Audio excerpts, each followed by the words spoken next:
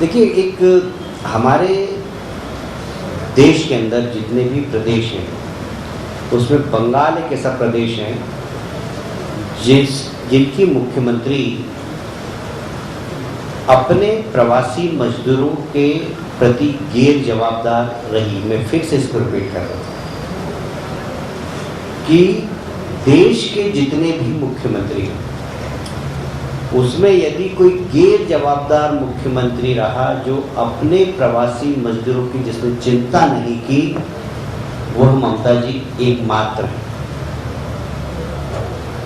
हमारे प्रदेश के मुख्यमंत्री जी ने ममता जी को एक पत्र लिखा कि मध्य प्रदेश में लगभग 20,000 के आसपास बंगाली मजदूर हैं जो जाना चाहते हैं, जाने के लिए उनके पास कोई साधन नहीं है, मैं ट्रेन भेजना चाहता हूँ, आप अनुमति दे दीजिए।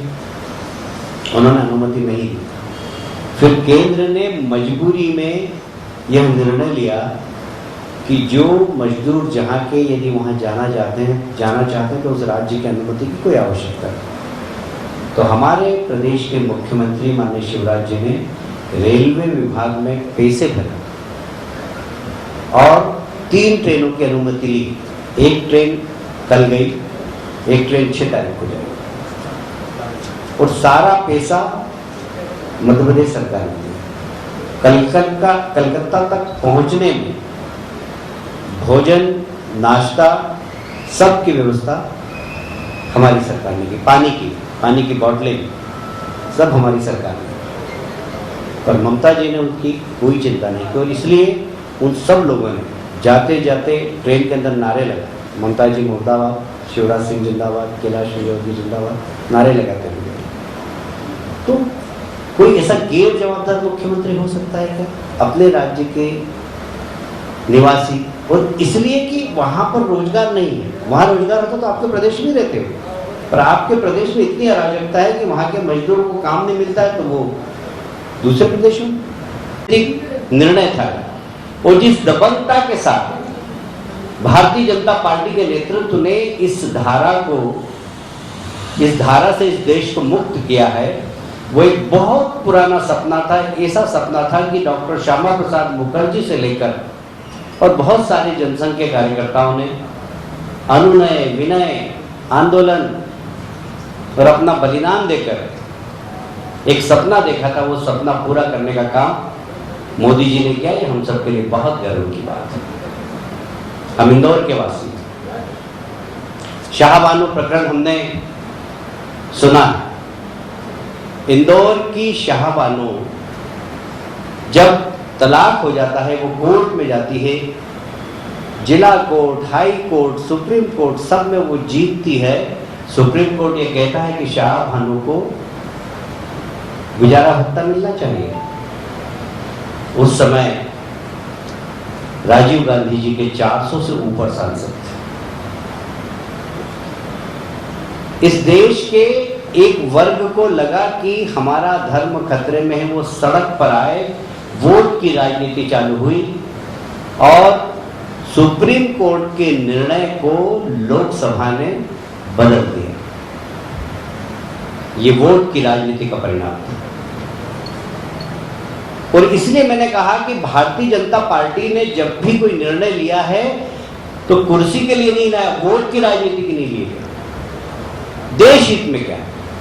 और इस देश के प्रधानमंत्री ने जब पहली बार सेंट्रल हॉल में अपना भाषण दिया था तब उन्होंने कहा था कि यह सरकार गरीबों की सरकार है, ये सरकार दलितों की सरकार है, ये सरकार बेरोजगार नौजवानों की सरकार है, ये सरकार महिलाओं को सशक्तिकरण करने वाली सरकार है। इस देश की एकता और अखंडता के लिए किसी राजनीतिक दल का पहला बलिदान था तो डॉक्टर श्यामा प्रसाद मुखर्जी का था और धारा 370 के खिलाफ यह आंदोलन था। हम बहुत छोटे थे, शाखा में जाते थे और शाखा में नारा लगता था, एक देश में दो विधान, दो निशान, दो प्रधान, नहीं चलेंगे, नहीं चलेंगे। ये नारा लगता था, हम बहुत छोटे थे। फिर दूसरा नारा और लगता था कश्मीर को लेकर कि कश्मीर सारा की सारा है। जहाँ हुए बलिदान मुखर्जी वो कश्मीर हमारा है। जहाँ हुए बलिदान मुखर्जी वो कश्मीर हमारा है, वो कश्मीर हमारा है, वो सारा का सारा है। हम बहुत छोटे थे, हमें पता नहीं था धारा 370 क्या है, डॉक्टर श्यामा प्रसाद मुखर्जी कौन है। पर जब होश संभाला तो लगा कि धारा 370 इस देश के अंदर जो संविधान है 35A, ये हटना बड़ा मुश्किल है। हमारे जैसे कार्यकर्ताओं को लगता था। और मुझे कहते हुए ये बहुत गर्व है कि इस देश से मोदी जी के नेतृत्व में गृह मंत्री अमित शाह जी की चाणक्य नीति के कारण एक दिन में धारा 370 हट गई।